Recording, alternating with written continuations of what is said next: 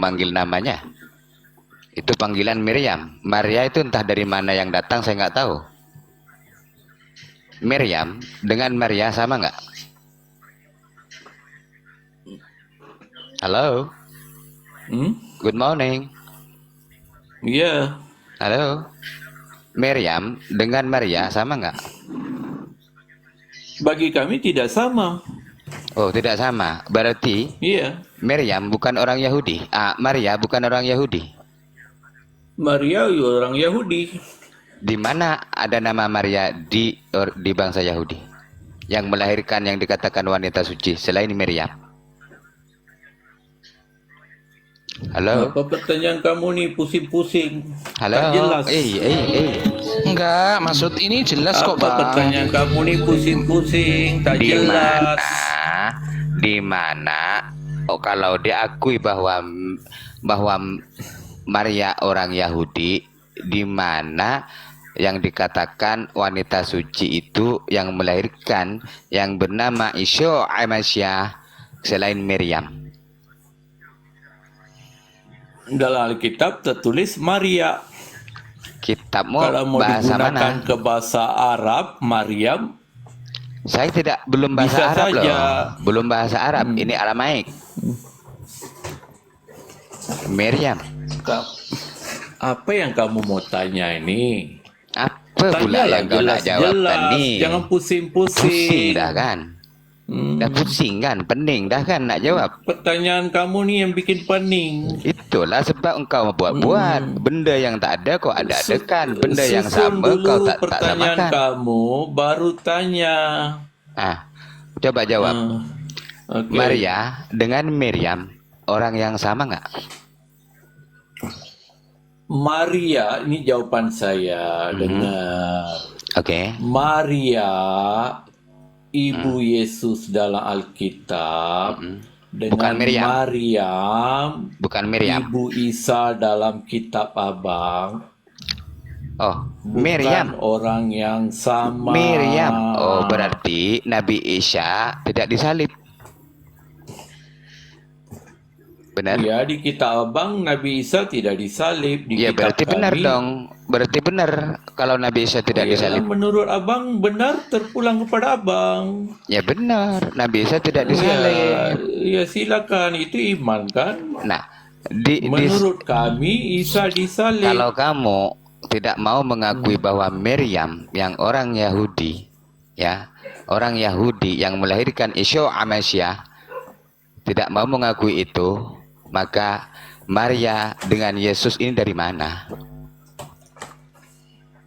Apa ini kurang jelas? Good kamu morning, halo. Halo. Good morning. Halo, kurang jelas pertanyaan kamu nih, bikin bingung orang. Kalau kamu tidak Sudah, mau saya- mengakui Miriam yang melahirkan Isa Amasyah, kalau kamu membedakan Miriam yang melahirkan Isa Amasyah dengan padahal bahasa Maria itu Maria nggak ada dengan di Yesus, nggak ada di apa namanya nama-nama Yahudi itu nggak ada, Bang. Maria itu Ya, nggak ada. makanya saya Yang ada tanyakan. Maryam. Makanya Dari dia mana bilang itu ngomong datangnya? nggak boleh benar dua-duanya. Berarti Maria ini salah. Kenapa Maria salah? Nggak mungkin anak seorang Yahudi itu dinamai Maria, itu nggak mungkin, Bang. Ini bukan adat nama Yahudi. Bukan. Maria dari mana, bro? Nanya Maria dari mana? Kan gitu. Yo. Dari Yunani, gitu jawabannya Kena. udah dari Yunani, gitu kan. Pelan tapi pasti gitu loh. Kena macet. Apa yang kamu ngomong? Ya macet lah. Macet tadi, macet pasti macet. Macet. Pasti macet ya. Macet Kena, Bang, pasti macet. Apa yang kamu Berarti omong-omong clear. yang aku tak paham? Berarti clear, Isa Al-Masih tidak disalib. Maha benar Al-Quran. Oh, itu iman kamu terpulang. Ya clear. Karena Yesus bukan orang Iman bukan kami orang Yahudi. Yesus disalib, selesai. Iya, Yesus bukan orang Yahudi. Clear. Namanya saja Yesus nama bukan Yunani. orang Yesus. Yahudi. Bukan, Orang Yahudi lah Yesus. Aduh. Katanya Oke. tadi maknya kamu nggak mengakui bahwa maknya Maryam. Ya. Kan gitu, Maria itu tidak ada di sejarah Yahudi nama Maria gitu loh. Tadi Gitu gagak-gagak loh. perkasa Kamu naik apa gimana? masalahnya? Kata siapa Yahudi tiada nama Maria? Aduh. Hah? Kalau Coba Maryam dilihat. Yahudi memang tiada, Maria Yahudi ada. Kembali. Aduh. Ini Maria bahasa itu Yunani Maria ini. nama Kak. yang paling populer dalam orang Yahudi. Kalau Aduh. Maria memang tidak ada namanya di Yahudi. Nah, Maria tidak ada. Ngaku dah. Aduh. Ngaku dah. Maria itu Ngaku nama dah. yang paling Udah Maria nggak ada di Yahudi. pada orang Yahudi. Aduh. Ini terbalik ini. Mana ada orang Yahudi bernama Maryam? Miriam, bukan Maryam. Miriam ku katakan dari tadi. Hah? Miriam. Meriam itu bahasa Yahudi, Mas Bro. Itu nama-nama mau ya Yahudi gimana sih? Maria. Kalau Maria nggak ada, Maria itu nggak ada gitu loh. Iya. Baca. Faktanya Maria Saudara-saudara ibu sekalian, Yesus jalan jurusan ke Pulau Kristus Penipuan. dan Sekarang dalam Maria keadaan menjerit dan macet. Nabi Isa bukan orang yang sama sebab bapaknya tidak sama. Maryam ibu Isa bapaknya Imran. Sementara Maria ibu Yesus bapaknya Eli, dia bukan saudara kepada Harun. Maria tidak ada saudara bernama Harun. Bapaknya Eli, bukan Imran. Maryam binti Eli. Jadi Maryam binti Eli. berbeza orang karena Maryam binti bapak Eli. mereka Tahu dia. berbeza, Pak. Tahu Nggak tahu dia. tahu Maria dari tahu suku pamannya Yehuda. pamannya Maria tahu nggak namanya siapa? Maryam dari Pamannya suku Maria Lewi. pamannya Sebab Maria tahu nggak Harun dari namanya? Lewi. Jadi mana mungkin Maria dan Maryam orang yang sama? Itu fakta. Ini bukan level kita, Ustaz. Selesai ya. Bukan level kita. Bang energi. Iya. Sudah. Ya. Karena Emil dia macet Kasihan ya. Kasihan macet dia Memang macet. kamu bukan level saya, betul. Kamu bukan level saya. Diikuti Sebab kamu- narasinya macet. Silakan yang kamu lain. tidak sampai ke ilmu saya, betul. Kamu bukan level saya, masih Ya. rendah. Nah, Ya, jalan jurusan ke jurusan tipu-tipu. Iya. Sekarang mengalami kemacetan. Iya, saya sudah Ya. tunjukkan perbezaan Maria dan Maryam dari segi nama bapak, dari segi suku, dari segi keluarga. Jadi kalau sudah berbeza latar belakang keluarga, mengapa kamu sama-samakan? Jadi imani saja masing-masing. Jadi Kamu Kita imani bicara menurut masalah Nabi historikal, saya bukan imani menurut Nabi kitab Isa saya, sah, tak tidak payah disalib. paksa-paksa. Masya Allah Al-Quran. Allah benar firman Allah. Nabi Betul, Isa sah kamu tidak belum disalib. sampai level saya. Ilmu kamu dalam Alkitab Berarti belum Yesus yang cukup. disalib ini Jadi ya jangan buatan bahas Yunani ya, Alkitab Ustaz ya? dengan Buatan orang-orang Yunani yang ini ya? tahu Iya. Alkitab. Iya, Ustaz. Paham? Isa yang asli itu berarti memang tidak disalib, Tidak disalib. ya kan? Kita Makanya berpedoman Oten sama jangan marah Al-Quran ya. aja Ustaz ya. Kita Oten berpedoman jangan sama marah. Ya, Al-Quran. kami tidak Oten marah, jangan itu marah. iman kamu. Loh, berarti Yesus itu orang yang historical, orang yang tokoh fiktif. Iya. Betul. Iyalah, buatan Yunani kok. Gimana? Kalau diurut historical sejarah, kamu macet tadi. Dari awal kamu bisa kalau buka menjelaskan. historical, bahaya. Loh, kok Semua bahaya? bukti-bukti sejarah sekuler mengesahkan Yesus Apa? benar-benar disalib. Halo, Kamu ada bentar, tengok siapa dulu debat ini yang Ezra lain ini? dengan Ministry Kainama? dengan Mas Yuri. Kamu Halo. ada tengok Apa debat ini Ezra nih? dan Kainama? Saksinya Semua siapa? bukti-bukti Saksinya siapa? sejarah Yesus disalib. historical. Saksinya siapa? Yesus disalib. Saya tanya. Saksinya siapa? Saksinya siapa? Saya tanya sekarang.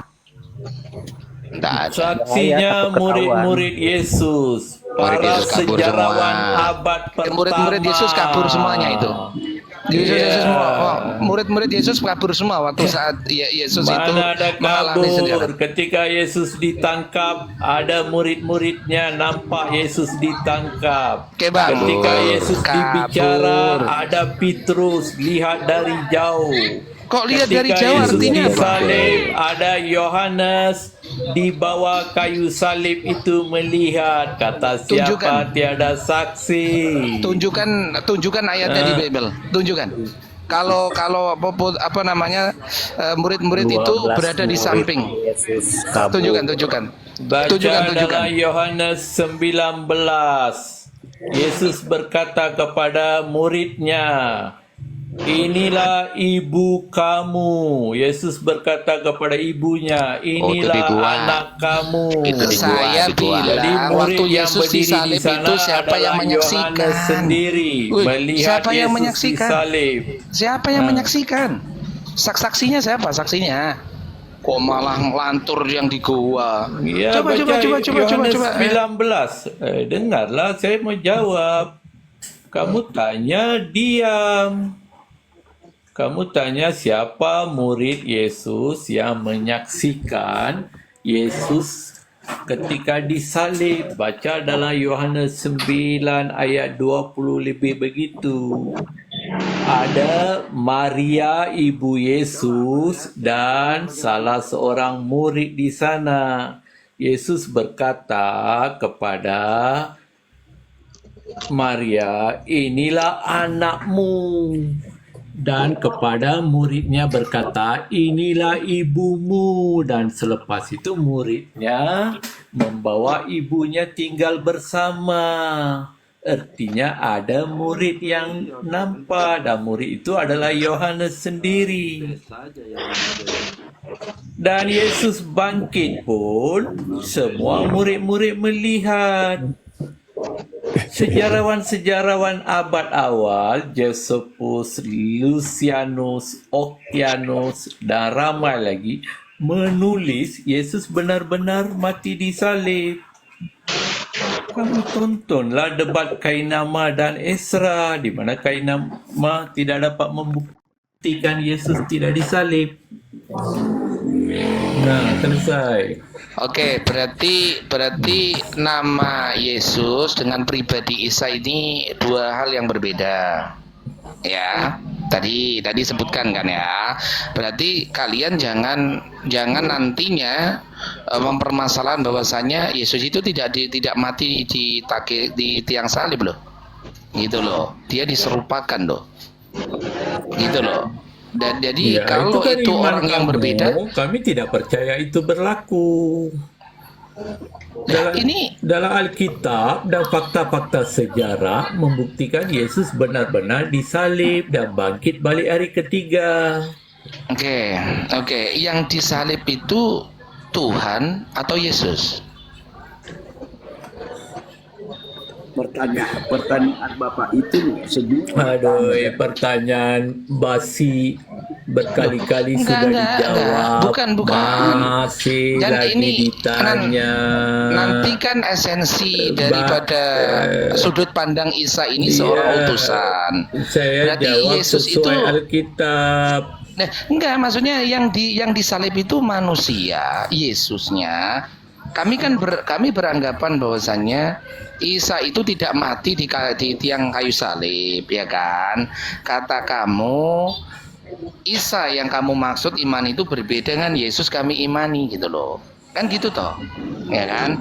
Pertanyaan krusialnya, ketika Yesus itu misalkan datang sebagai seorang utusan sama dengan kami historical sejarahnya misalkan. Ini yang disalib itu kan ini kan soalnya nantinya orientasinya ke ketuhanan. Gitu. Ya kan, kalian meyakini bahwasannya kenapa sih kalian ngotot Yesus itu harus mati di kayu salib? Kan nantinya kepada ilahi ya. Kan kata Ini iman soal kalian kan ini gitu. kamu sudah mau soal lain yang kita mau jelaskan tadi itu. Yesus benar-benar disalib atau tidak? Ya, fakta makanya tadi sejarah, bukti. saksi-saksi mata mengesahkan Yesus benar-benar Sebentar. disalib. Saya akan tunjukkan Ya, bukti bahwasanya. sekarang kamu mau pergi kepada konsep yang mati itu Tuhan kan manusia, itu perkara lain. Kamu mau ubah tema. Oke, Yang kita oke. membuktikan nanti dulu. Dengar Gimana? Dengar dulu. Perbincangan sebelum ini, adakah Yesus dan Isa sama? Jadi saya sudah tunjukkan kami tidak terima itu sama sebab latar belakang ibu mereka berbeza. Kemudian kamu tanya, Yesus benar-benar disalib atau tidak? Ada saksi.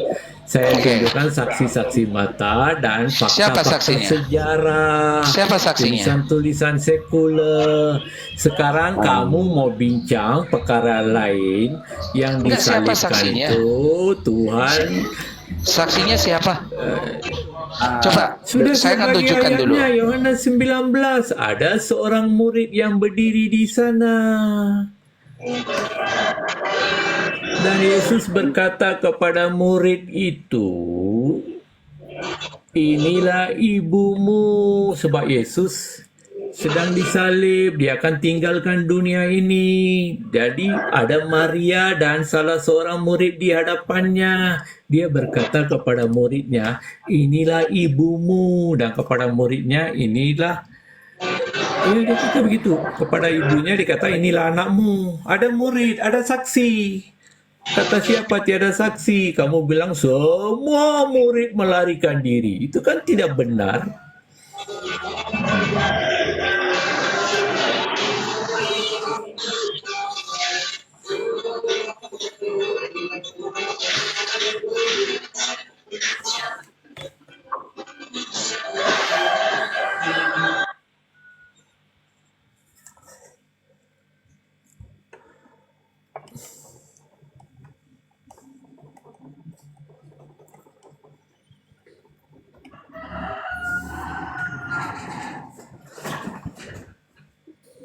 Nggak komen lagi dia ya. Halo, mengapa jadi beku? Udah jadi es dia, Pak. Iya, aku di sini. Apa lagi? Kamu kata semua murid melarikan diri.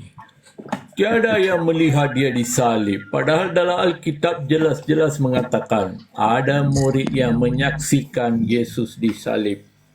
Saya kasih bukti ya kalau para murid ini kabur ya. Sekarang baca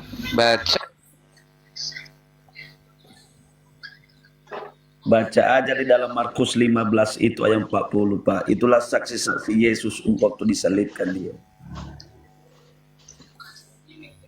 Markus 15 ayat 40.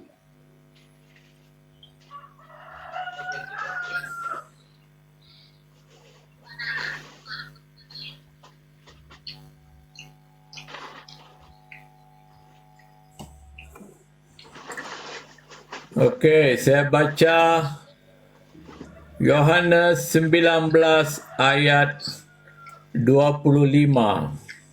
Dengar dulu. Kamu kata semua murid melarikan diri. Baca Yohanes 19 ayat 25.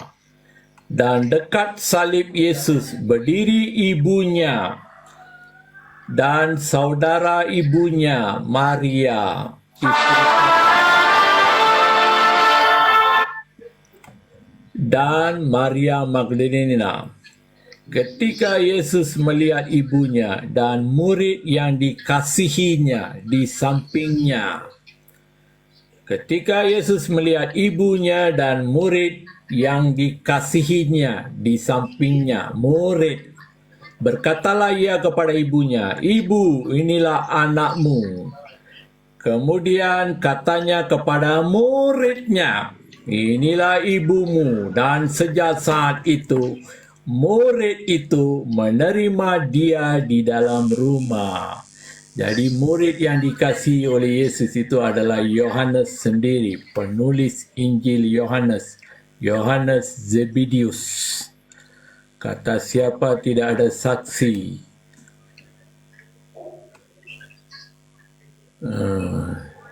Benar, semua murid melarikan diri ketika Yesus ditangkap di Taman Getsemani. Kemudian Petrus datang balik, lihat dari jauh ketika Yesus dihakimi. Dia menyangkal Yesus 3 kali sebelum ayam berkokok. Yohanes Petrus berapa sudah tadi? melihat Yesus sedang diadili, Yohanes bukan berapa tadi? diserupakan.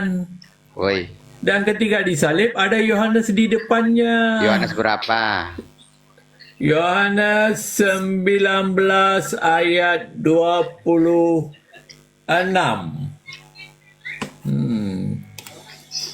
Jadi kalau mau bahas Alkitab, kuasai dahulu Alkitab. Kalau tidak ada ilmu, memang kamu bukan level saya. Bukan saya tiada level dengan kamu. Kalau di kitab kamu, memang saya tiada level. Sebab kamu lebih tahu kitab kamu. Tapi kalau kitab saya... Di mana di sini dikatakan di bawah tiang salib? Halo Ayat level. 25. Di sini apa katanya? Halo level. Dan dekat salib Yesus. Di mana? Di mana? Ayat 25, ayat sebelum itu ketika proses penyalipan. Jadi Alkitab jangan comot-comot Di ayat. 25 ya. Ya, Oke. baca saja Yohanes 19, itu semua proses penyalipan. Ada kata-kata dari Jangan Yesus. ngebul-ngebul. Tak boleh tipu-tipu. Tipu apa? Kamu tiada ilmu. Memang kamu belum sampai level saya untuk bahas Alkitab. Bang, Anda bisa nggak menjelaskan Markus 14:50 tadi tidak bertentangan dengan Yohanes 19 tadi? Apa masalah Di situ udah Markus? jelas. Apa Markus 14:50. sana? 14:50 dibuka dulu. 14:50 tentang bagaimana murid-murid Yesus tatkala Yesus itu disalib, mereka itu pergi dari kabur, Bang. Gitu loh. Ya, Gimana orang benar. menjadi saksi? Gimana orang ingin menjadi saksi, dia lari dari apa yang disaksikan gitu loh, Bang. Ini Anda Ya. menjelaskan seperti apa? Kontradiktif dong, Bang. Boleh Terkait saya dengan itu. jelaskan? Boleh, silakan. Boleh saya Monggo. jelaskan? Boleh, silakan. Oke. Maka kamu kena harus tahu peristiwa penangkapan Yesus, pengadilan Yesus, dan penyalipan Yesus. Saya Markus yang tidak kamu bicara bawa. Diamlah, saya penangkapannya. cerita. Loh, Saya cerita. Markus Tadi yang kamu bicara bawa saksi. itu berlaku. Aduh, kamu kan mau tadi tanya benar tapi saksi.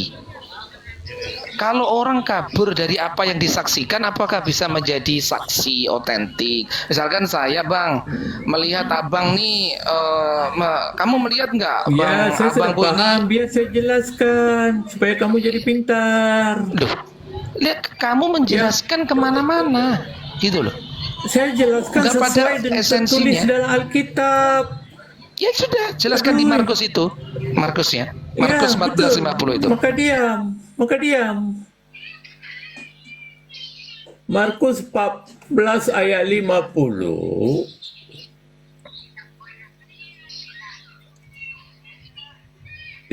Apa tuh? Markus 14 berapa? Ayat 50. Oke. Maka dengar. Lalu semua murid itu meninggalkan dia dan melarikan diri. Betul, itu berlaku di Taman Getsemani. Yesus ditangkap dan seterusnya kamu baca dari Markus 53. Selepas ditangkap, Yesus dihadapkan ke mahkamah agama. Murid-muridnya sudah lari. Yesus ditangkap, dibawa ke mahkamah agama, diadili sana. Enggak. Lepas Gini. nanti Tar. ada peristiwanya. Dan dekat Lepas salib, diadili ya, di mahkamah dekat agama. salib Yesus, dekat salib Yesus berdiri, ibunya di kap salib Yesus berdiri ibunya dan saudara ibu, ya, saudara ibunya Maria istri Klopas dan Maria Magdalena. Ketika Saya belum jawab tadi. Jangan dulu Yesus potong. melihat ibunya dan murid yang Iyalah, dikasihinya, saya akan sampai ke sana. Mengapa cepat di memotong? sampingnya Aduh. berkatalah ia kepada ibunya, "Ibu, inilah anakmu." Ya. Kemudian katanya kepada murid-muridnya, "Inilah ibumu." Muridnya, bukan Dan murid-murid. sejak saat itu murid itu menerima dia di rumahnya. Berarti Yesus tidak mati. Macam mana kamu kata tidak mati? Aduh. Berarti Yesus tidak Kata- mati. Di mana Bagaimana Yesus seorang tidak yang mati? disalib diterima di rumahnya? Dia Halo? menerima ibunya. Kamu pahamkah itu? Aduh, Mana di sini parah dikatakan kau ini. menerima ibunya? Yesus berkata kepada ibunya, inilah anakmu. Dia mau Iya. menyerahkan ibunya kepada muridnya sebab dia akan tinggalkan ibunya. Tidak ada di sini menyerahkan, tidak ada. Nggak Belum lagi selesai Markus, Tidak kamu ada. Berarti Yesus nggak apa disalib, tiada? nggak mati. Apa yang tiada? Aduh, di mana kamu baca Nggak ini? mati. Bagaimana Inilah Yesus kamu sedang nih disalib bingung nih. dia menerima diterima di rumahnya, coba kalau mati disalib. Nah, saya baca balik. Paham? Pasang itu kuping betul-betul. Sudah ku baca, sudah ku baca. Ya, dengar dulu. Warahmatullahi wabarakatuh. Ketika Yesus melihat ibunya dan murid yang dikasihinya di sampingnya, ia berkata kepada ibunya, "Ibu, inilah anakmu." Kemudian katanya kepada muridnya, "Inilah ibumu." Dan sejak saat itu murid itu menerima dia di dalam ruangnya dan baca ayat seterusnya Yesus akan mati. Ayat 30, selepas Yesus meminum anggur asam itu berkatalah ia, "Sudah selesai." Bagaimana Lalu orang ia disalib kok menundukkan bisa masih minum anggur kepalanya asam, boy? dan menyerahkan belum mati. nyawanya. Berarti Yesus nggak Makanya mati baca disalib. Alkitab jangan comot ayat. Allah. Yesus nggak mati disalib berarti. Halo? Ayat 30. Kok ada orang disalib masih sempat minum anggur asam? Oi, lagi jagongan. Duduk di kedai minum anggur asam. Sesudah Yesus meminum anggur asam itu berkatalah ia, Di sini "Sudah saja, selesai." Yesus tidak mati Sebab disalib. dia memang datang untuk mati, untuk menebus dosa manusia. Itu sebab dia kata, "Sudah selesai." Sekarang Lalu ia pertanyaannya gini. menundukkan Apa yang kepalanya ngomong? Siapa dan yang ngomong? Yesus. menyerahkan Yesus. nyawanya. Menebus dosa manusia, siapa yang ngomong ini? Yesus mati disalib atau mati setelah minum anggur? Mati God. disalib Good lah. morning. Good. Hello. How are you? Aduh, kasihan kamu nih. Good. Benar-benar kamu semua tiada level dengan saya. Bagus kamu bahas kitab kamu Memang level sendiri kita saja. bukan level penipu. Jangan Kita malukan tak ada diri tak ada dengan niat nak bahas Alkitab bertipu-tipu. tapi ketahuan botol. Dengar. God. Kita tak ada niat untuk tipu-tipu. Level kita bukan untuk level tipu-tipu. Mana Beza dengan tipu? you. Kan saya tunjukkan Kalau you ayat. level tipu-tipu patutlah Kamu tak kata sesuai apa semua yang ada murid dalam melarikan dalam diri. kitab. Padahal ada ayat muridnya di sana. Boleh Tak ada, nggak tak ada. Bang, Apakah Yesus tidak mati? Padahal Yesus Bang, mengatakan kata sudah semua. selesai. Lalu Bang, dia Bang. menyerahkan nyawanya. Abangku dengarkan saya, dengarkan dulu di Markus 14:50 tadi kan semua murid. Artinya tidak ada orang yang tersisa ya muridnya. Semua. Kalau Betul. cerna. Semua Selepas itu Yesus diadili, Selepas. dibawa depan mahkamah agama. Lepas itu dibawa depan Pilatus. Lepas tu minum anggur. gimana? Orang kabur bisa kembali lagi. Ya ditangkap lah ikut Bang. Faktanya Coba adalah orang Yohanes. udah lari, Bang. Nih, orang Iya. udah lari itu. Jadi- orang udah lari itu nggak mungkin deket Iya. lagi. Ngapain dia deket? Iya, Ditangkap Petrus lah datang dia. balik. Di mana? Yohanes datang balik. Bukan Datang lari balik. habis. Aduh. Tipu-tipu. Itu memang bukan lewat aku ya. Kita tak ada niat untuk Betul, kamu tipu-tipu. bukan level saya. Kalau you lewat Boleh tipu-tipu nggak Bang kita aku tak ikut ada Bang? tipu-tipu Oke, macam ya. tu. Di bawah aku nih. You ingat kita tak tahu apa pelajari yang you dulu nak tunjuk kat kita. Alkitab supaya dapat sampai Kita tahu level apa yang you saya. nak tunjuk Terima dengan kita kasih. ni. Jumpa Kita lagi. juga tahu belajar, tahu baca. Ini Bukan kacau. you je nak Masa Jangan nak malu pandai ya. je. ya enggak Jangan lah, kedapatan Bang. malu, Abang. Bang. Enggak, Belajar aku boleh nggak saja, nanya sebelum belajar kamu saja. turun? Aku boleh nggak nanya? Jangan Sesuatu. rasa malu. Jangan rasa malu. Kalah itu biasa. Kalau itu Supaya biasa, kamu tapi kalau boleh nggak belajar nanya itu sesuatu luar sama biasa. kamu, Bang? Betul. Jangan malu Kalah itu biasa, tapi kalau tak kalah itu betul, kebiasaan. tipu-tipu Supaya itu luar kamu biasa dah. belajar Bible sendiri. Jangan dengar apa yang copy paste dari orang lain. Baca Bible sendiri secara keseluruhan. You ada tengok tak tadi saya Jangan baca? comot-comot ayat, jangan copy paste You ada dari tengok ke tak tadi saya baca? Nanda, Rifa.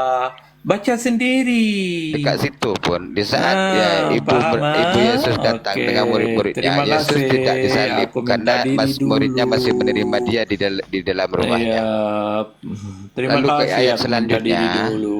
Dikatakan Yesus setelah minum anggur selesai, nggak tahu apa yang selesai. Berarti bukan mati disalib. Ih, jangan gelak kau, tak lucu. Mati diracun. Mati Kali diracun. Bang nih. Laka Habis kau. minum anggur mabuk nih Bang. Mati diracun. Mabuk Aduh, dia. cari Makanya repis. murid-murid pada kabur. Itu Dah, ajaran dah, si Tak ajaran kelakar siapa kau. tuh? Ajaran si Nandar kan si Zuma tuh. Tak kelaka kau. Nak Kalau tipu-tipu kita. Kainama pula kata Yesus memang disalib, tetapi dia disembuhkan oleh Nikodemus dan Yusuf Arimatia. Kainama ini rupanya Tak ada. Ahmadiyah. You jangan bawa orang lain kat sini. Ini Iya, cerita apa Kainama ini lagi? punya kepercayaan. Yesus Jangan bawa orang lain. Saya tak tapi suka bawa orang lain. disembuhkan. Tak suka. Rupanya Kainama ini Ahmadiyah pula. Dah, Yesus pergi benar-benar kau. disalib. Berambus kau. Berambus.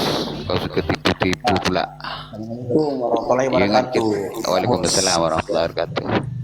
Berambus Ini kau ya. saya jelaskan. Waalaikumsalam warahmatullahi wabarakatuh. Ya Bang Goto, monggo Bang Goto. Ya bisa dimut ya, saya jelasin nih. Ini saya lihat ini memang sesuatu hal yang yang sangat sulit untuk dijelaskan ya.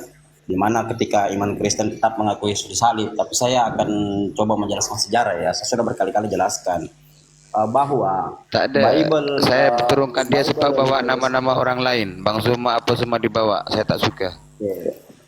Itu loh Bang, saya jelaskan lah menurut histori sejarahnya ya. Jadi begini, Bible yang mereka pegang itu tidak bisa dijadikan acuan 100% ya, karena sudah terjadi banyak kesalahan ya.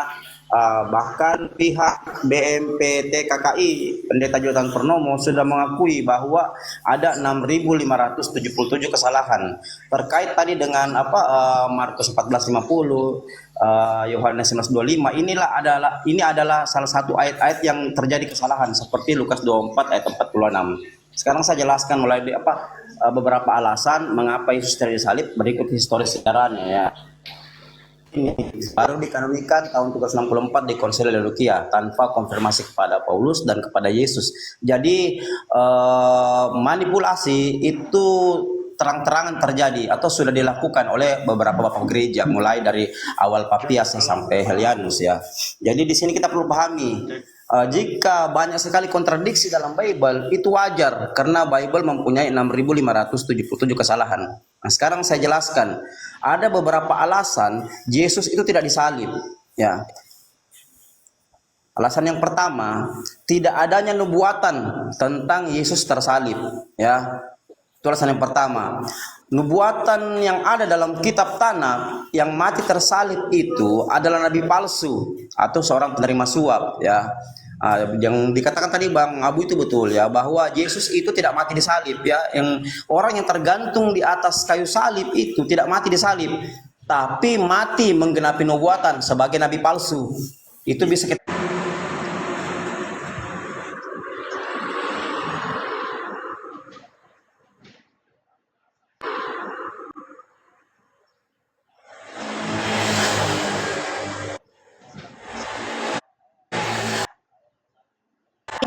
anggur asam seperti nubuatan di Yesaya 9 ayat 21 itu. Jadi dia bukan mati disalib, ya.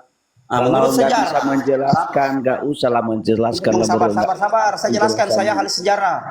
Pendeta Konyol dia salib dengan saya lari. Jadi begini, alasan pertama, tidak adanya nubuatan bahwa Yesus itu disalib.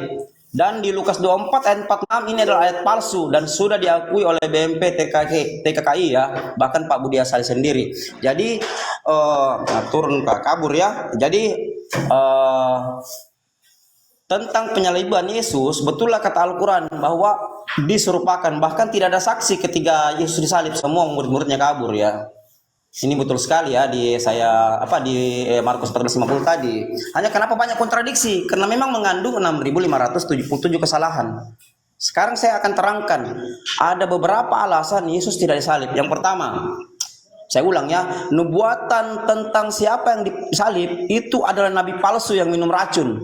Ya, kita bisa lihat di Yeremia, bisa lihat di Yesaya tadi 69:21, di mana orang yang dikatakan tersalib di atas adalah orang yang mati minum racun. Dia katakan setelah minum anggur asam sudah selesai, dia mati. Berarti dia mati bukan karena dipaku, karena disalib, ya, kakinya, tangannya, tapi karena mati karena diracun anggur asam. Itu yang pertama. Ini nubuatan kitab Tanakh sudah terpenuhi. Terus yang kedua, alasan Yesus tidak disalib adalah doa Yesus, ya.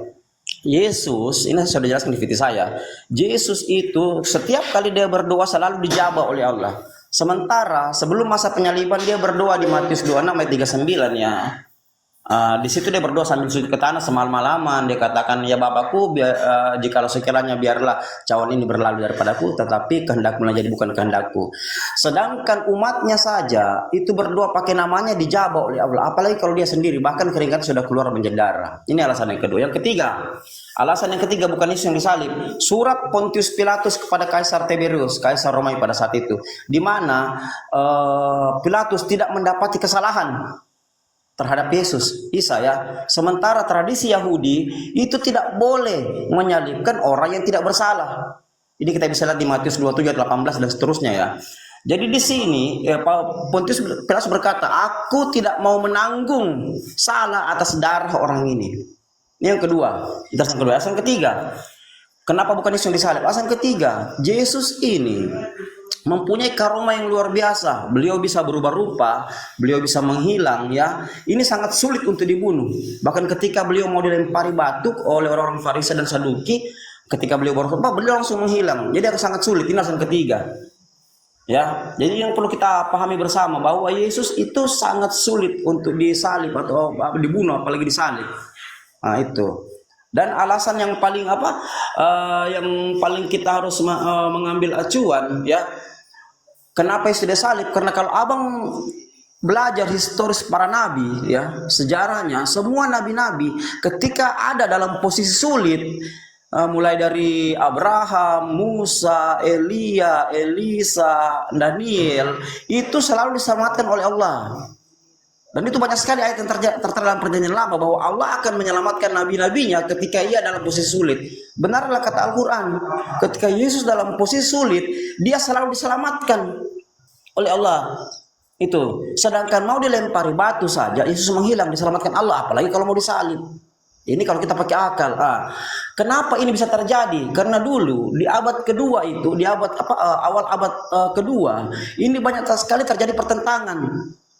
antara Romawi dengan pengikut monoteisme Yahudi. Orang Romawi itu melarang mengeluarkan peraturan seluruh masyarakat atau seluruh rakyat yang berada di wilayah jajahan Romawi tidak boleh membaca Injil Gnostik. Injil ini diapokrifakan, dikenal dengan Injil apokrifa, yang artinya tersembunyi. Kenapa diapokrifakan? Ya karena Romawi sudah membentuk dewa baru, yaitu Yesus yang tergantung di kayu salib. Padahal Injil-Injil Gnostik seperti Injil Maria, Injil Barnabas, Injil Filipus ini tidak pernah bercerita bahwa Yesus disalib. Menurut Injil-Injil ini bukan Yesus yang disalib, dan terbukti di tahun 101 Kristen Ebionik lahir.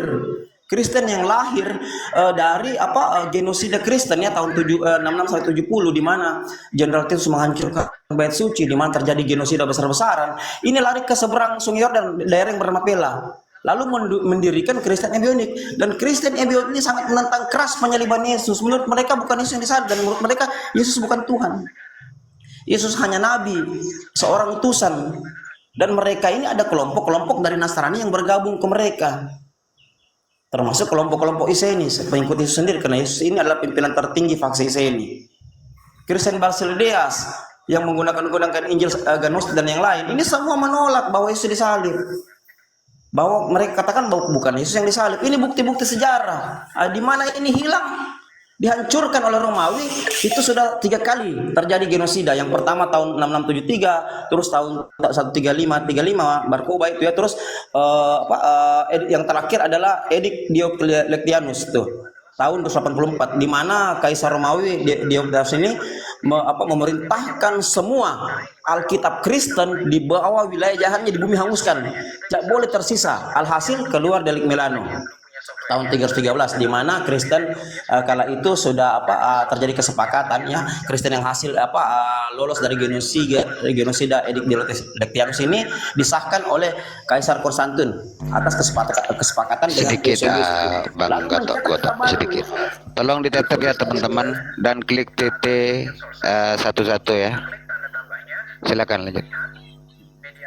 Ya, jadi ketika keluar Delik Milano ini sudah terjadi kesepakatan antara Kaisar Konstantin dengan orang-orang Kristen yang lolos genosida. Di mana kesepakatan ini melahirkan pewarisan budaya pagan Romawi masuk ke dalam budaya Kristen. Jadi Edik Diocletianus ini dikeluarkan kenapa? Karena Kristen menolak budaya pagan pada saat itu. Akhirnya semua orang Kristen pada saat itu rata-rata mati, dibunuh, ada yang ditombak, ada yang disalib, ada yang dibakar hidup. Itu yang lolos ini yang membuat kesepakatan dengan Kaisar Konstantin ini, dengan catatan budaya Roma pagan Romawi dimasukkan ke budaya Kristen.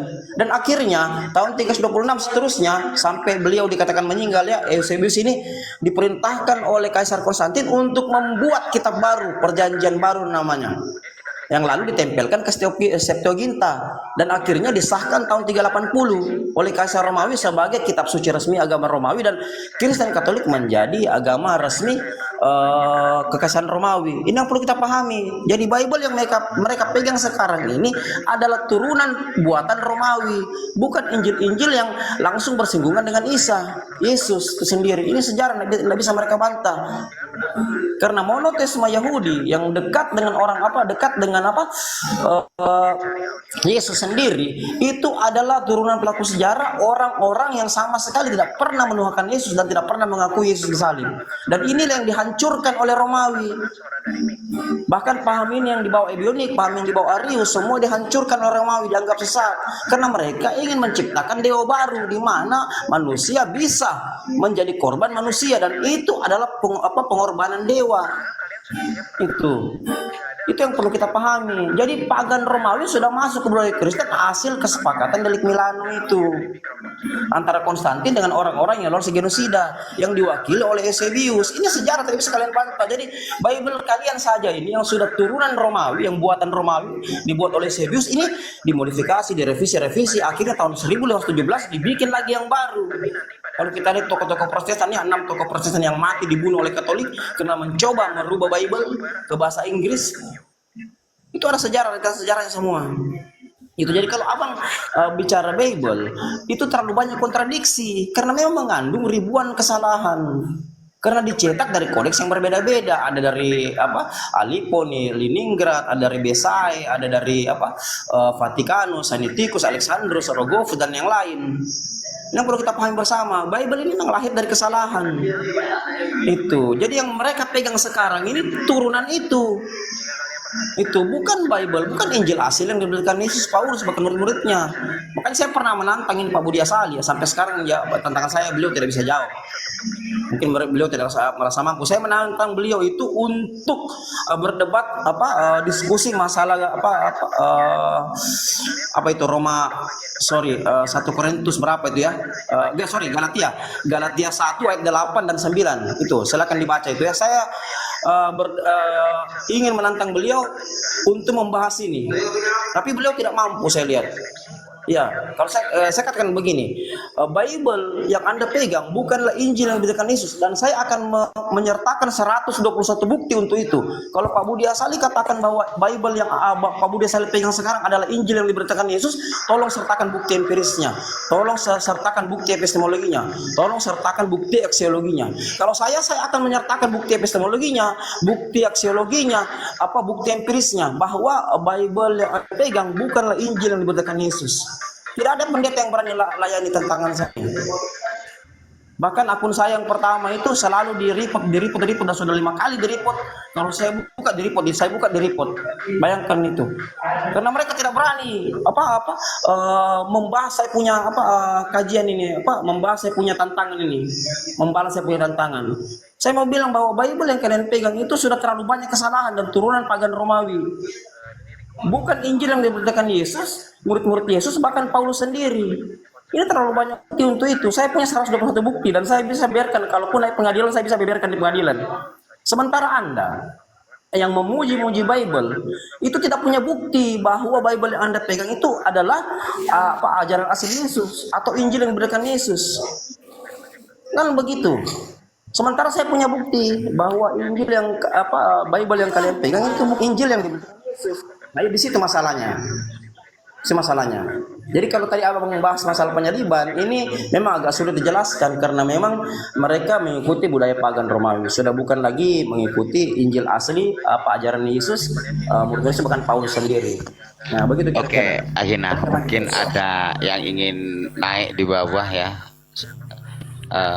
Naik, ayo silakan. Alhamdulillah, saya menambahkan sedikit terkait Bang Goto tadi kan bicarakan ya, memang para nabi itu ketika kepepet itu memang diselamatkan, memang iya. Ini sebagaimana doa Isa surat Maryam ayat 33 ya. Wassalamu alayya liyauma ulitu wa yauma amutu wa yauma ub'atsu hayya. Dan Isa itu berdoa kepada Tuhannya supaya saat hari dia dihuru-harain kematiannya dan yang lainnya dibangkitkan dan dilahirkan itu selamat gitu loh. Nggak mungkin doa seorang nabi itu tidak dikabulkan oleh Allah gitu. Begitu Bang Gota ya. Ini sepertinya Musa ketika berdoa doa para nabi itu selalu dikabulkan, apalagi dalam keadaan yang terdesak gitu kan. Bahkan lautan aja bisa terbelah, apalagi cuman menyelamatkan Isa gitu loh ya. Ini mudah bagi Allah gitu loh. Ini sebagaimana surat Maryam tadi ayat 33 menyampaikan itu. Isa berdoa kepada Tuhannya gitu loh, supaya tidak dihinakan seperti ini gitu loh. Karena dia seorang yang mulia, seorang nabi utusan, bagaimana meninggal dengan keadaan yang hina gitu loh. Apalagi dituduh menjadi Tuhan lagi kan gitu. Pengorbanan lagi kan gitu. Ya kan? Nah, itu yang perlu, ini tambahan dari saya. Mungkin Pak Goto. Jadi begini, kenapa sampai sekarang Yahudi itu tidak pernah percaya sama Kristen? Mereka itu adalah turunan pelaku sejarah. Mereka menganggap Kristen budaya pagan, penyembah berhala. Kenapa? Karena tidak sesuai dengan ilmu pengetahuan Yahudi. Yahudi itu adalah orang-orang yang cerdas, yang mengerti betul sejarah saat itu. Karena mereka memang pelaku sejarah. Assalamualaikum. Waalaikumsalam warahmatullahi wabarakatuh. Kenapa Yahudi Kalau orang Kristen sembahyang di depan Yahudi, itu kenapa Yahudi selalu meludahi mereka, bahkan memukul mereka, mengusir mereka? Kenapa? Bahkan kalau abang bertanya kepada Yahudi, ya, Om Yahudi, kira-kira kalau tidak ada sinagoge, umat Yahudi itu bersembahyang di mana? Di masjid atau di gereja? Mereka mengharamkan umat Yahudi bersembahyang di gereja. Kenapa? Karena mereka menganggap gereja itu adalah ajaran pagan. Sementara Islam, masjid itu bukan ajaran pagan. Mereka satu Tuhan. Tuhan mereka sama. Menurut Yahudi, Tuhan Islam dengan Tuhan Yahudi sama, tidak ada bedanya. Beda dengan Tuhan Kristen. Karena Tuhan Kristen itu tidak sesuai dengan ilmu pengetahuan Yahudi. Sampai kapanpun, sampai kiamat pun, Yahudi akan tetap meludahi Kristen. Yahudi tidak akan pernah percaya sama Kristen.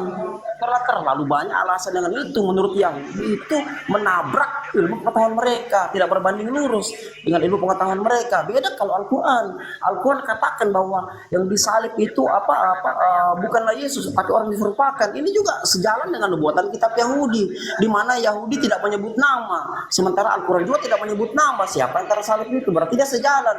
Beda dengan Kristen.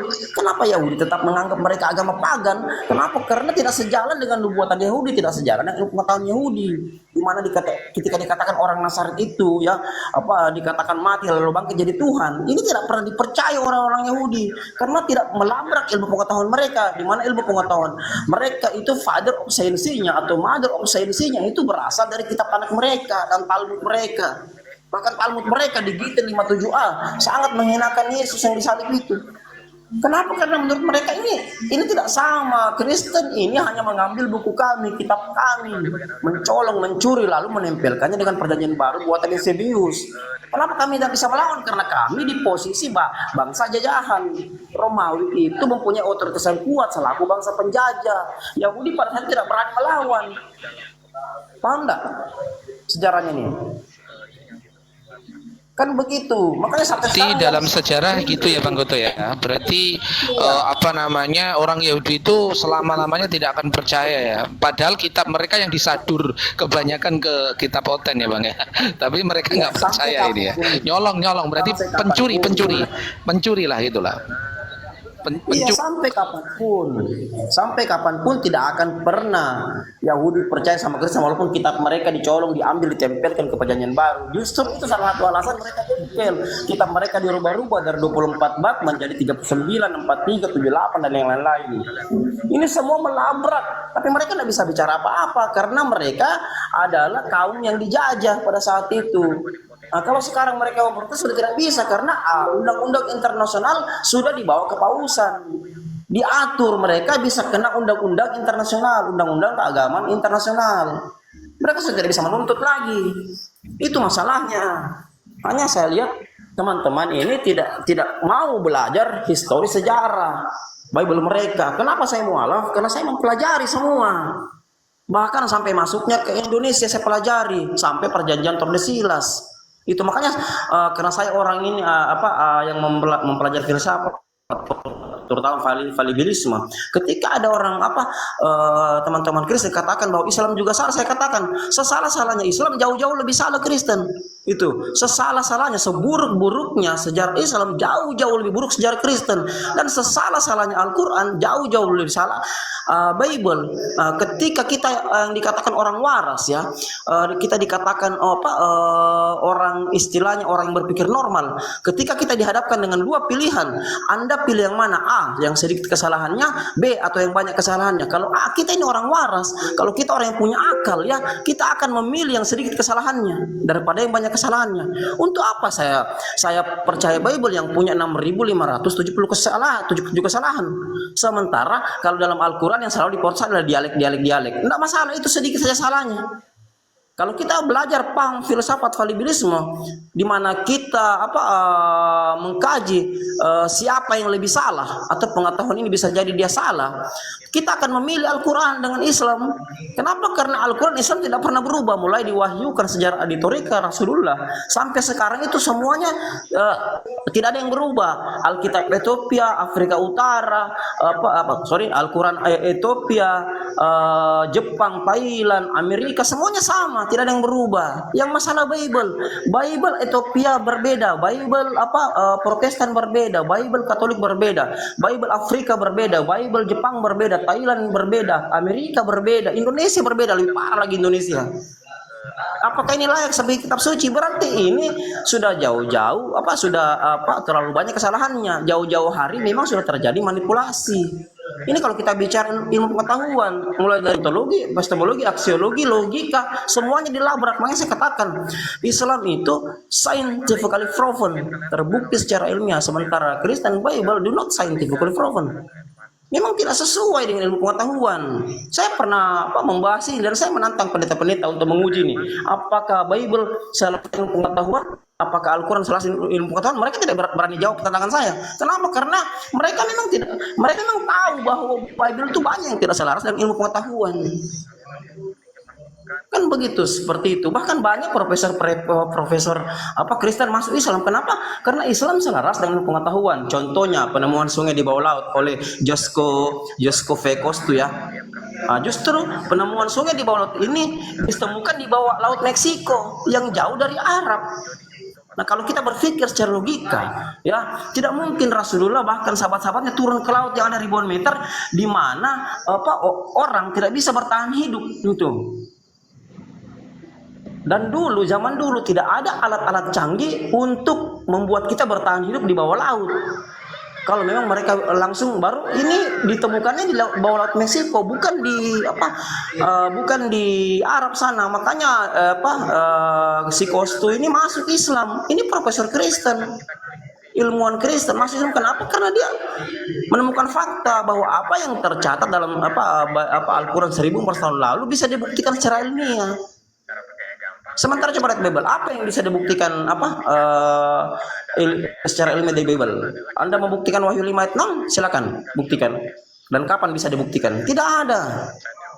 Kan begitu. Sementara puluhan ayat-ayat dalam Al-Quran semuanya bisa dibuktikan secara ilmiah, mulai dari bintang mengetuk, garis edar, ya, mulai dari bertasbihnya tumbuh-tumbuhan, ya, pepohonan, itu semua bisa dibuktikan semua secara ilmiah. Dan yang buktikan itu justru profesor-profesor Kristen, dokter-dokter Kristen, bukan Islam. Makanya ketika saya menantang ini mereka untuk mengkaji yang mana lebih sejalan dengan ilmu pengetahuan Kristen Pak Islam, tidak ada yang berani jawab tantangan saya. Silakan Anda mau online, Anda mau offline, silakan. Bukti ya, kita pakai empiris ya. Begitu. Pak, mungkin ada mau ditanggapi, ada Pak Berhos di sini yang Kristen. Nah, kalau Pak Verus tidak berani, saya jamin ini sahabat saya ini. Beliau ini bagus menurut saya. Beliau ini sudah masuk ke stoikisme ya, di mana beliau selalu menghadapi semua itu dengan rendah hati, sabar. Dan Betul, Pak saya Verus, ya? akui itu. Yang dipelajari hanya ngeyelisme. Iya, betul. Ngeyelisme ya. Makanya saya Tapi insya Allah kita doakan lah teman-teman kalau sudah berpikir seperti itu ya di kalangan para oten ini. Mudah-mudahan tinggal nunggu hidayah aja. Karena kan gini, kalau kita berbicara pengetahuan itu ya sebentar. Kanvas resolution besarnya ini itu seberapa? Sini saya selalu sarankan untuk sesuaikan dengan monitor kita. Iya, lo gak putus. Nggak, dia lagi ada orang. Oh iya. Ada orang. Ya, jadi, Oke, Nata, maaf Nata, saya tidak kenal sama Nata ini siapa ya di akun lain ya. Silakan, coba ada tambahan nggak Nata? Kasih kesempatan dulu Bang Goto ya. Nata.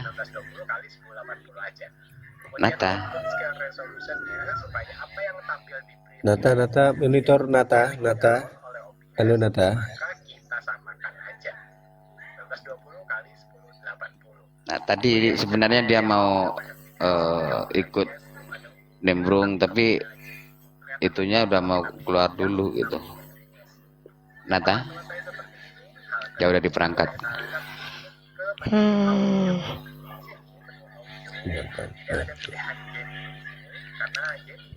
Oke, lanjut Bang Goto. Nah, tadi itu kuat ya, itu udah pernah ketemu saya, tapi enggak bisa juga bicara apa-apa. Tapi di akun saya yang satu ya, yang ke report. Jadi ketika kita mencoba mengkaji Bible itu ya, memang terlalu banyak kesalahan. Untung saja Ketua BMPTKKI ya, yang mengenangani masalah Bible ini ya, Pak Pendeta Jonathan Purnomo, ini sudah membuat channel khusus ya untuk menjelaskan Bible ini. Dan itu nanti ada tahun 2024. Dulu sebelumnya mana ada orang Kristen yang berani ya, pendeta yang berani menjelaskan kesalahan Bible. Kan seperti itu. Sementara ini sebenarnya di kalangan mereka ini sudah ditahu dari puluhan tahun yang lalu ya. Karena sekolah teologi ini bukan di masa sekarang ya. Di zaman saya sekolah teologi juga sudah mempelajari ini, di mana terjadi banyak kesalahan dalam Bible itu. Hanya mereka bungkam, mereka tidak berani, mereka tidak Cuman seberani kalau aja mereka dalam- jujur nggak dapat ini Iya. perpuluhan. Yang jelas mereka tidak seberani, pendeta Josetewu, mereka tidak seberani pendeta Sarah, mereka tidak seberani pendeta Jonathan Purnomo. Sementara kejujuran itu hal yang penting untuk memberitakan satu kebenaran. Kan begitu. Sekarang aksiologinya, kalau kita belajar aksiologinya, ini jelas bahwa Bible ini melahirkan sebuah penyesatan. Dan dari mana penyesatan ini? Dari Romawi. Kan begitu. Itu yang masalah itu. Yang mana mereka ini Romawi ini memang dari sejak para nabi juga mereka yang menentang gitu kan. Diteruskan dilanjutkan oleh Oten-Oten ini. Ya itulah yang masalah. Mereka tidak pernah mau belajar sejarah bahwa Kristen yang mereka pegang sekarang ini apakah Kristen turunan awal-awal Kristen atau turunan Romawi. Kristen turunan awal-awal di Kisah Rasul 11 ayat 26 yang didirikan oleh Paulus, Markus, Barnabas dan yang lain ini sudah tidak ada. Selesai sudah di pembantaian edik dielektoran sini tahun 284. Sudah 3 kali dilakukan genosida. Tidak ada ini Kisah Rasul 11:26 ini sudah tidak ada Kristen ini. Yang ada sekarang adalah Kristen bentukan Romawi. Karena Kristen yang ini sampai sekarang pun masih diburu dan masih dicoba. Coba lihat aliran Nasrani, aliran Ebionik, aliran Basiledia dan lain-lain. Itu diburu. Bahkan ada yang masuk sampai ke Indonesia. Itu ada yang sering naik di Komal Tupaisau. Beliau bercerita. Bahkan perang salib, pasukan perang salib memburu mereka untuk menghabisi mereka. Tapi kelompok Nasrani masuk ke Thailand, masuk ke Filipina, bahkan masuk ke Indonesia. Saya mu'alaf, udah mu'alaf. Iya, cocok sudah. Jadi ini yang perlu kita pahami bahwa ajaran-ajaran asli Yesus yang diteruskan oleh monoteisme Yahudi, ya ini tidak bisa berkembang karena kelompok-kelompok Kristen yang besar berusaha menghancurkan mereka. Ini sejarah tidak bisa mereka bantah. Bahkan terakhir ya, tahun 451 di Konsili Chalcedon, semua ini harus dibumi hanguskan. Karena patripasianisme pada saat itu memegang kendali penuh dengan kekuasaan. Itu sementara adopsianisme ini tidak ada apa-apanya. Ini yang masalah tuh. Mereka tidak pelajari ini. Mereka imani saja, pokoknya iman saja. Menjalankan amanat agung Matius berapa? 28 11 sampai 20. Padahal kalau kita kaji juga ayat ini tidak benar juga ayat ini. Karena ayat ini endingnya ini Matius 28 hanya sampai ayat 15 teh. Ya, endingnya itu ya. 16 sampai 20 itu ayat tambahan, ditambahkan nanti ayat keempat tuh. Abad keempat, sorry. Ditambahkan di abad keempat oleh Eusebius itu. Kan begitu. Makanya dalam Bible itu banyak sekali ayat-ayat sisipan yang memperkuat teori Tritunggal yang dibawa siapa sih Notius itu, Tertullianus dan yang lain-lain yang menyesatkannya. Hanya banyak gereja-gereja sudah tidak berpaham Tritunggal lagi, itu seperti Henry Tan dan yang lain, Josetewu dan yang lain-lain. Kenapa? Karena mereka tahu Tritunggal ini produk manusia. Itu. Sedangkan yang di Matius 28 ayat 19-20 ini bukan teori Tritunggal, ini bukan konsep ketuhanan, ini konsep baptisan. Kalaupun dipaksa itu konsep Tritunggal, itu bukan konsep ketuhanan, konsep baptisan. Berarti konsep Tritunggal kalian itu konsep baptisan, bukan konsep ketuhanan. Sementara semua nabi tidak ada yang mengajar Tritunggal. Kalau abang belajar histori sejarah dari Abraham ya, itu tidak ada nabi yang mengajar Tritunggal, tidak ada sama sekali. Sampai Maleakhi, Kejadian sampai Maleakhi tidak ada teori Tritunggal. Itu ke teori karangan semua itu, produk-produk manusia. Makanya 1 Yohanes 5 ayat 7 dan 8 itu disisipkan masuk di abad ke-16 ya. Abad ke-16 baru dimasukkan itu oleh tokoh-tokoh Protestan ya. Itu yang mereka tidak paham. Mereka memaksakan sesuatu dengan dasar imani saja. Jadi iman mereka itu sudah mengalahkan akal sehat. Sementara Yesus sendiri itu mengajar bahwa semuanya harus diukur dari akal. Kasih Kasihilah Tuhan Allahmu dengan segenap hatimu, jiwamu, dan segenap akal budimu. Berarti Yesus menyuruh kita untuk menggunakan akal, memahami ajarannya. Kan begitu. Berarti selaras dengan Islam ya Bang ya. Wa ulil albab ya. Pahami dengan akalmu ya. Betul. Ya, berarti Yesus juga harus punya akal sehat ya, memahami ya. Betul Bang. Jangan akal dungu dipakai Bang ya. Benar ini. Siap. Katakan Islam itu selaras, ya Islam itu selaras sejalan Bang dengan semua ajaran para nabi. Sementara ajaran di bawah Romawi ini tidak selaras. Itu bahkan kalau kita lihat ini sudah terjadi eksploitasi di sini besar-besaran terhadap ajaran Kristen awal-awal. Mereka digenosida, bayangkan itu, mereka dibantai, dibunuh, dilakukan asimilasi paksa. Bayangkan itu. Tahu asimilasi ya? Asimilasi itu perampasan kebudayaan yang dilakukan secara paksa, itu namanya asimilasi ya. Ya. Jadi kebudayaan Romawi paksa masuk ke budaya Kristen. Awalnya dari delik Milano itu. Sementara kebudayaan Romawi ditolak mentah-mentah oleh Kristen awal-awal, yang akhirnya mereka dibantai, dibunuh. Kan begitu. Itu yang mereka tidak pahami karena mereka tidak mau belajar sejarah. Yang tahu ini hanya sekelas pendeta, yang sekelas S2.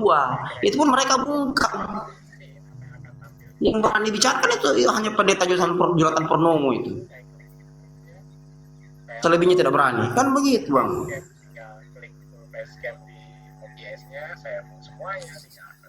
Oke, saya lanjut yang lain. Koneksi saya lagi buruk. Ya, mungkin mereka ini jurusannya bukan etimologi. Dia jurusannya ideologi, tipologi, ngeyologi. Seperti itu. Baik, Bang Goto, tadi kan kita awal kan diskusi tentang nama Isa dan Yesus di dalam satu pribadian ya, satu personal orang ya. Jadi Kristen itu juga mengakui bahwasannya Isa itu sosok yang sama yang dilahirkan Maryam tadi ya, Maryam tadi ya Bang ini ya, Bang Pelan ya tadi ya. Mereka mengakui, lantas ketika kita tarik dalam historical sejarahnya itu mereka membelot itu, kata mereka beda halnya Isa menurut kalian dan Yesus menurut kami, kan gitu. Ini gimana Bang penjelasannya dia? Begini, antara Yeshua HaMashiach, Isa Al-Masih dengan Yesus ini hanya berbeda bahasa Bang. Yeshua HaMasih itu bahasa Ibrani ya. Yesus itu bahasa Yunani, bahasa Romawi. Isa Al-Masih bahasa Arab. Jadi dalam segi proper ini sama, tidak ada bedanya. Yang membedakan itu hanya saksi-saksi di masa itu. Ada yang bilang Yesus lahir di bawah pohon kurma, ada yang bilang Yesus lahir di kandang domba. Kan semua ada bukti empirisnya, harus empiris semua. Nah, sementara kata Maria kan itu nanti di bahasa Indonesia. Kalau awal itu Maryam yang dipakai. Kan begitu. Memang aslinya Maryam. Maria itu akal-akalan orang-orang Kristen, terutama Protestan. Miriam aslinya ya, Miriam. Begitu. Masih Miriam semua, biar Yunani Bang, Miriam juga. Ya, yang Maria itu akal-akalannya orang Protestan tuh. Imron dengan Eli itu orang yang sama, hanya beda bahasa. Ya. Kan begitu. Orang Yaman, Mesir juga Miriam kok. Iya, memang begitu. Kan ini berubah setelah ada Protestan nih. Makanya Katolik itu sangat benci dengan Protestan. Protestan dianggap itu merusak ajaran mereka. Coba lihat itu 6 tokoh Protestan yang dibantai oleh orang Katolik. Bahkan kau coba lihat, baca sejarah pembantaian Magdeburg, di mana orang Katolik bekerja sama dengan Romawi, Liga Katolik itu masuk menghancurkan, membantai puluhan ribu orang-orang Protestan di kota Magdeburg, Jerman. Pernah baca nggak sejarahnya tuh? Tahun 1631, saking jengkelnya Paus ya pada saat itu kepada orang-orang Protestan. Paus menganggap bahwa Protestan ini menghancurkan ajaran Katolik, merusak ajaran Katolik, akhirnya masuk menyerbu kota Magdeburg dan mengakibatkan ya kota Magdeburg pada saat itu di Jerman adalah kota penyebaran Protestan paling banyak ya. Masuk diserbu oleh Liga Katolik. Bayangkan itu puluhan ribu, perang selama 30 tahun ya, dari 1631 sampai 1662 itu. Merenggut warga Protestan itu. Nanti Protestan itu kuat ya setelah ada Martin Luther, Raja Henry ke-8 yang mendirikan Anglikan, ada William Zwingli, ada John Calvin. Nah itu. Nah, nanti tahun 1611 Raja James ya mencetak lagi King James Version itu. Jadi pada saat itu pembantaian Magdeburg belum kuat Protestan, belum didukung Inggris dan Belanda belum. Tapi nanti setelah 1611 baru didukung. Makanya mereka kuat dan berani mencetak King James Version. Nah, kalau abang baca sejarahnya, semua tokoh-tokoh Protestan yang mencoba merubah Bible ke bahasa Inggris, dari bahasa Yunani ke bahasa Inggris, itu mati dibakar hidup-hidup semua, mati dibantai semua sama Yunani. Karena Yunani pada dasarnya tidak mau bahwa Bible itu dirubah dari bahasa Yunani ke bahasa lain. Coba lihat John Hus itu mencoba merubah Bible bahasa Yunani ke bahasa Hungaria ya. Coba, beliau juga mati dibantai, dibakar hidup-hidup sama Romawi pada saat itu. Jadi memang kesalahannya ini ketika dunia Protestan, dunia Anglikan muncul, menghancurkan ajaran Katolik. Makanya Katolik itu dulu mati-matian tuh. Nanti bergabung 3 negara ini, Jerman, Belanda, ya, Inggris, baru kekuatan Roma ini melemah. Nah, Roma pada saat itu didukung oleh Spanyol. Gitu. Kan begitu ceritanya. Baik. Jadi berarti kalau mereka saking ketakutannya seperti itu, misalkan Bang ya, berarti memang sisipan agama pagan nenek moyang mereka dari sisi Romawi ini sangat kuat sekali Bang ya. Misalkan kan orang ketika ingin menjelaskan sosok Yesus, harus nggak boleh nih, harus percaya dengan penyisipan pagan ini seperti penyembahan anak manusia ini Bang. Mungkin gitu ya Bang ya. itulah yang itu yang diprotes Martin Luther. Beberapa penyembahan berhala dalam gereja Katolik berikut surat indulgensi, di mana dosa bisa dibayar dengan uang yang dikeluarkan oleh Paus Leo ke-10 ya. Akhirnya berujung keluarnya Decret Dancen Romanum Pontificet itu yang dikeluarkan untuk membunuh, mengucilkan Martin Luther. Tapi Martin Luther didukung oleh kerajaan Inggris, didukung Belanda ya. Martin Luther tidak sempat mereka bunuh. Tapi tokoh seperti William Tyndale ya, Miles Coverdale dan yang lain itu mati dibunuh semua. Itu yang perlu kita pahami bersama. Jadi dulu itu sebenarnya Bible itu penuh dengan intrik politik, penuh dengan instrumen politik. Bahkan masih zaman Isa pun itu ajaran-ajaran Isa itu memang penuh dengan intrik politik. Tuh, saya sudah pernah jelaskan ini ya. Saya tidak perlu jelaskan lagi ya. Kan begitu. Jadi begitu kira-kira. Jadi mereka Kristen. Berarti gini ya Bang, kalau tadi kan bilang nih Abang yang naik tadi di Komal tadi, antara Ali Imron, sebetulnya kan nama bahasa Arabnya itu Ali Imron, ya sebetulnya